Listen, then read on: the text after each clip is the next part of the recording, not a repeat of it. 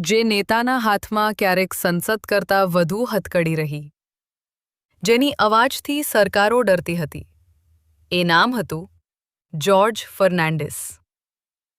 Fact number 1.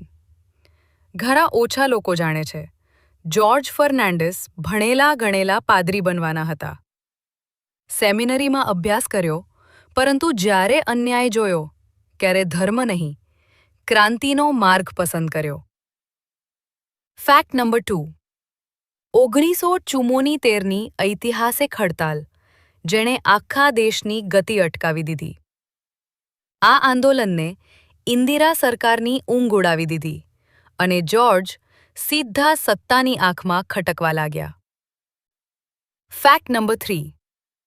Emergency દરમિયાન તેઓ ભૂગર્ભમાં રહ્યા. વેશ બદલ્યો, નામ બદલ્યું, પણ વિચારો ક્યારે બદલાયા નહીં. પોલીસ તેમને ભારતનો સૌથી ખતરનાક મજૂર નેતા કહેતી હતી.